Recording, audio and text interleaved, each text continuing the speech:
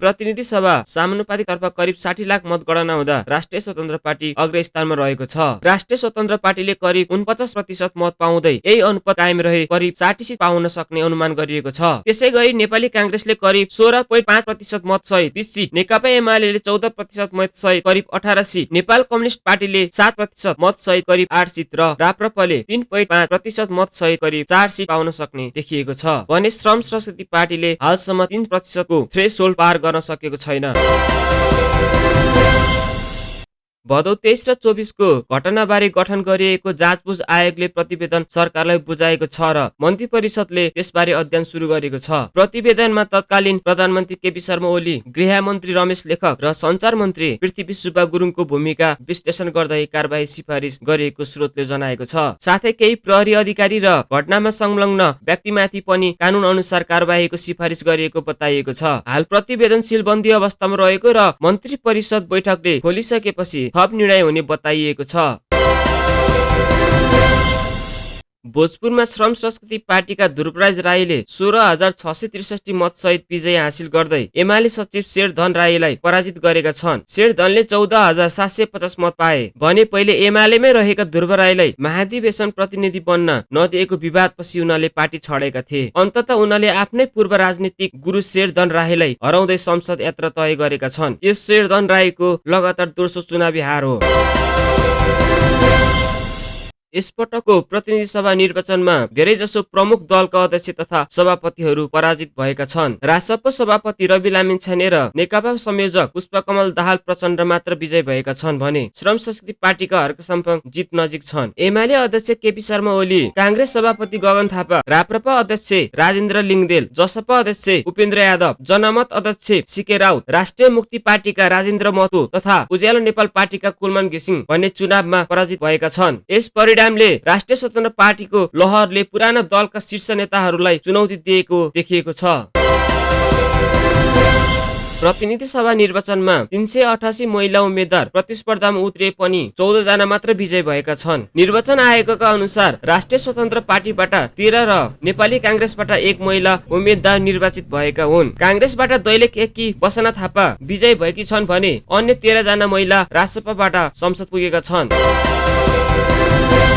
इरानमा लामो समयदेखि आर्थिक संकट, दमन र प्रजातन्त्रको माग गर्दै जनआन्दोलन भइरहेका छन्, तर सरकारले ती आन्दोलनलाई कडा दमन गर्दै हजारौं नागरिकको हत्या गरेको आरोप छ। यसबीच अमेरिका र इजरायलको आक्रमणमा सर्वोच्च नेता अयातोल्लाह अली खमेनीको मृत्यु भएपछि इरानको सत्ता थप दबावमा परेको छ।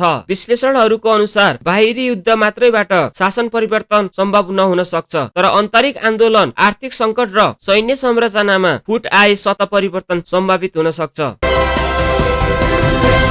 धरानको मेयरबाट चर्चामा आएका हर्कराज राई प्रतिनिधि सभा निर्वाचनमा सुनसरी 1 बाट 35,741 मत सहित संसद निर्वाचित भएका छन्। उनले स्थापना गरेका श्रम संस्कृति पार्टीले 3 सिट जित्दै संसद प्रवेश गरेका छ। आफ्नो विद्रोही शैली र हर्कवाद विचारका कारण चर्चित साम्पाङ संसदमा पनि राजसपा नेतृत्वको सम्भावित सरकार प्रति कडा रूपमा प्रस्तुत हुन सक्ने अनुमान गरिएको छ। विश्लेषकहरूको भनाइमा कांग्रेस र कम्युनिस्ट दल प्रतिको गहिरो अविश्वास र घृणा नै राजसपाको मुख्य राजनीतिक पुँजी बनेको छ।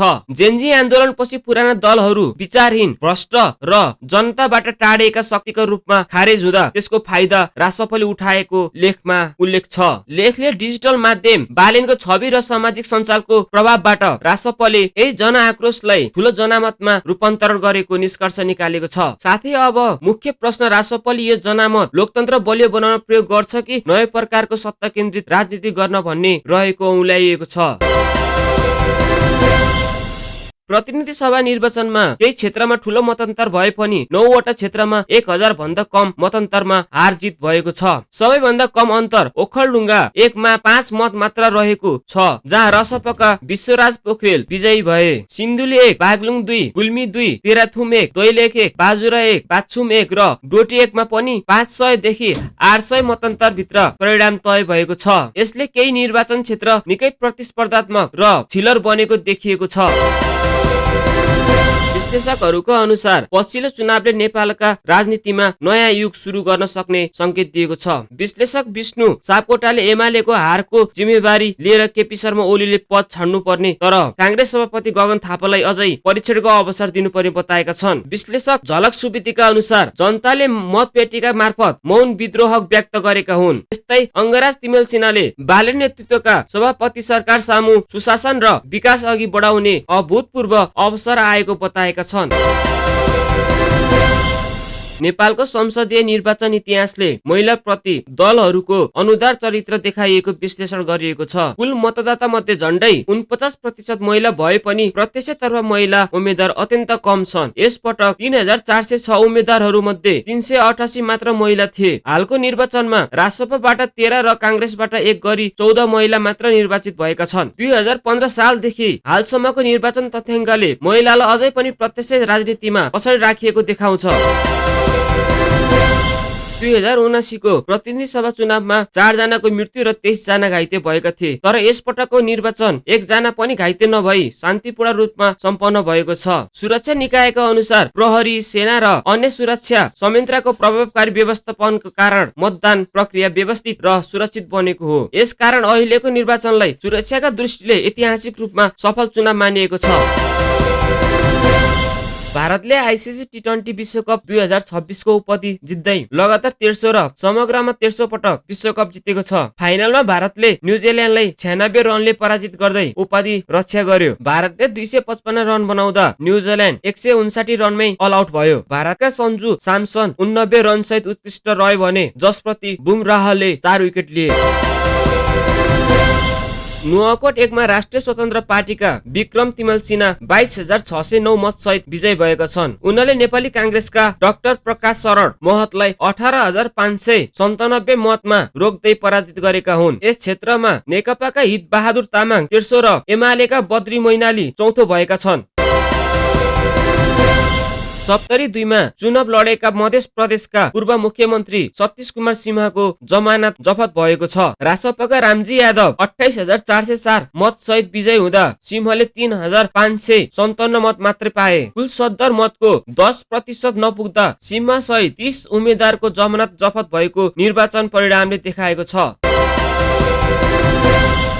आसन 2 मा नेकपा एमालेका यज्ञ बहादुर बोगटी 9518 मत सहित विजय भएका छन्। उनले नेपाली कांग्रेसका पुष्प बहादुर शाहलाई 472 मतले पराजित गरेका हुन्। यस क्षेत्रमा नेकपाका बल बहादुर कुमार 13 र रासपाका भूपदेव शाह चौथो भएका छन्। प्रतिनिधि सभा निर्वाचनमा तनहुका 2 निर्वाचन क्षेत्रमा गरी 6252 मत बद्दर भएका छन्। तनहु 1 मा 2730 र तनहु 2 मा 3522 मत बद्दर भएका जिल्ला निर्वाचन कार्यालयले जनाएको छ। निर्वाचन अधिकारीका अनुसार 1 भन्दा बढी चिन्ह लगाउने, गलत ठाउँमा छाप लगाउने वा खाली मतपत्र हाल्ने कारणले मत बद्दर भएको हो।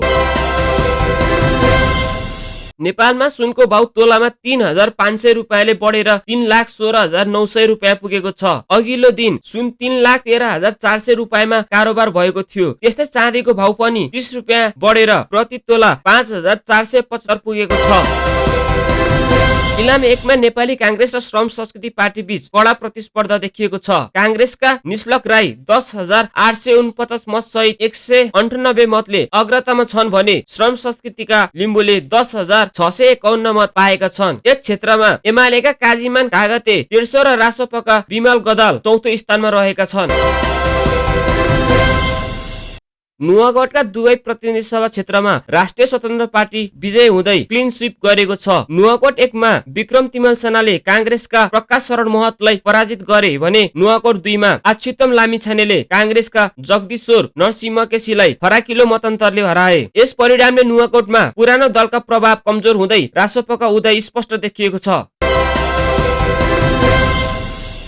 सर्लाहीको बलरा नगरपालिका 4 मा नेपाली कांग्रेसका नेता तथा पूर्व सीडीओ डाक्टर कमलेश्वर सिन्हामाथि आक्रमण भएको छ। आइतबार दिउँसो अज्ञात समूहले गाडीमै बसेका बेला आक्रमण गर्दा सिन्हा घाइते भएका छन् र उनलाई उपचारका लागि अस्पताल भर्ना गरिएको छ। कांग्रेसले रासपाका नवनिर्वाचित सांसद अमरेश कुमार सिंहका समर्थक संलग्न भएको आरोप लगाएको छ। तर प्रहरीले भने घटनाबारे औपचारिक जानकारी नपाएको जनाएको छ। प्रतिनिधि सभा निर्वाचन 2082 अन्तर्गत प्रत्यक्षतर्फको मतगणना अन्तिम चरणमा पुगेको छ र अब 4 सिटको नतिजा आउन बाँकी छ। हालसम्म राष्ट्रिय स्वतन्त्र पार्टी 124 सिट सहित पहिलो, नेपाली कांग्रेस 17 सिट सहित दोस्रो र नेकपा एमाले 8 सिट सहित तेस्रो स्थानमा छन्। बाँकी क्षेत्रमा गोर्खा 1 मा रासपा, इलाम 1 मा कांग्रेस र संखुवा सभा 1 मा एमाले अग्रतामा छन् भने धनुषा 1 को नतिजा हाल सार्वजनिक नगरिने निर्वाचन आयोगले जनाएको छ। चितवन 2 बाट निर्वाचित रासपा सभापति रवि लामिछाने तत्काल संसद प्रवेश गर्न नपाउने भएका छन्। उनमाथि सहकारी ठगी, संगठित अपराध र सम्पत्ति शुद्धिकरण सम्बन्धी मुद्दा अदालतमा विचाराधीन भएकाले मुद्दाको अन्तिम फैसला नभएसम्म संसद पद निलम्बन अवस्थामा रहने कानुनी व्यवस्था रहेको छ। कानुन विज्ञहरूका अनुसार निर्दोष ठहर भएमा मात्र रवि लामिछाने संसद पदको जिम्मेवारी सम्हाल्न सक्नेछन्। आज देशका कोशी, मधेस, बागमती, गण्डकी र लुम्बिनी प्रदेशका पहाडी तथा हिमाली क्षेत्रमा मेघ गर्जन र चट्याङ सहित हल्का वर्षाको सम्भावना रहेको मौसम पूर्वानुमान महाशाखाले जनाएको छ। त्यस्तै कर्णाली र सुदूरपश्चिमका पहाडी हिमाल क्षेत्रमा पनि 1-2 स्थानमा वर्षा तथा हिमपात हुन सक्ने अनुमान गरिएको छ। अन्य क्षेत्रहरूमा पनि आंशिक बादल रहने सम्भावना रहेको छ।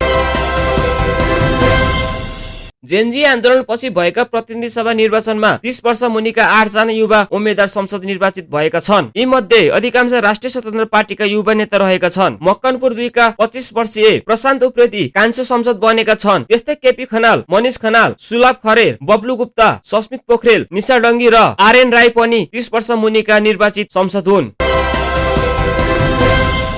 निर्वाचन बिदा अघि नेप्से सूचक 2 दिनमै 57.56 अंकले बढेर 2700 बिन्दु नजिक पुगेको छ। विश्लेषकहरूका अनुसार स्थिर सरकार बन्ने सम्भावनाले शेयर बजारमा सकारात्मक प्रभाव पर्ने अपेक्षा गरिएको छ। साथै नेप्सेमा गोल्डन क्रस ओभर देखिएकाले बजार केही समय बढ्न सक्ने संकेत पनि देखिएको छ।